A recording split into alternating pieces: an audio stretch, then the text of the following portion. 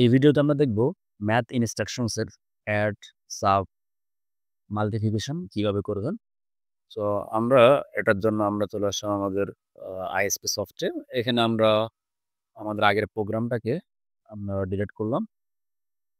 দেন আমি এখানে লিখলাম অ্যাড। কাকে অ্যাড করবো আমি? 4 যোগ 9। এই যোগফলটা কোথায় গিয়ে জমা হবে? ধরুন আমার D0 তে। এরপর ধরুন বিয়োগের জন্য আমি লিখবো SUV সাব। যোগফল থেকে আমি একটা ফিক্সড সংখ্যা আমি বিয়োগ করতে যাচ্ছি। তাহলে যোগফলটা জমা হয় D0 তে। এখান থেকে আমি যোগ করবো ধরুন আমার 4। এই বিয়োগফলটা আমি কোথায় রাখবো? আমার D2 তে। মাল্টিপ্লিকেশন তাহলে আমরা লিখবো MUL মাল ধরুন 5 ইন্টু 5। গুণফলটা কোথায় গিয়ে জমা হবে? D4 এ। এরপর ধরুন ডিভাইড, যে আমরা এখান থেকে আবার মাল্টিপ্লিকেশনের ব্লকে ক্লিক করলাম। ক্লিক করে আমি লিখলাম DIV স্পেস দিয়ে, কারণ আমি ডিভাইড করলাম 4 কে 2 দ্বারা ভাগ করবো, আমি ভাগ করে রাখবো আমি D6 এ। আমাদের প্রোগ্রাম শেষ। যেহেতু আমাদের কম্পাইলারটা রান করাই আছে, আমরা জাস্ট এখান থেকে এটাকে একবার কম্পাইল করব। কারণ আমি এখান থেকে ডাউনলোড আসবো,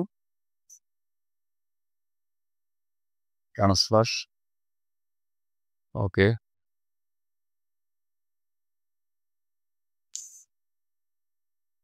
ওকে দিয়ে আমরা এটাকে ক্লোজ করব। ক্লোজ করে আমি এখান থেকে আমার অনলাইন মোডটাকে চালু করলাম। তো এখন আমাদের যেহেতু আসলে সব পূর্ণ সংখ্যা, আমাদেরকে যেটা করতে হবে, এই ভিউতে এসে এই মনিটরিং ফরম্যাটটাকে আমরা করে দিব অটোমেটিক। যেমন এখন দেখাচ্ছে এটা যে আমাদের আসলে 4 আর 5 যোগ করলে 9, কেমন? দেন হচ্ছে 9 থেকে 4 বিয়োগ করলে 5। এবার 5 আমি গুণ করলে 25। 4 কে 2 দ্বারা ভাগ করলে আমাদের আসলে 2 আসে। এখানে আমরা আরো বড় সংখ্যা যোগ বিয়োগ করতে চাই। ধরুন আমার 40,000 যোগ 40,000। এটার জন্য আমাদেরকে ইউজ করতে হবে DAdd, DSub, DMul, DDivide। So এটা আমরা নেক্সট ভিডিওতে দেখব। তো সবাইকে অসংখ্য ধন্যবাদ। আসসালামু আলাইকুম।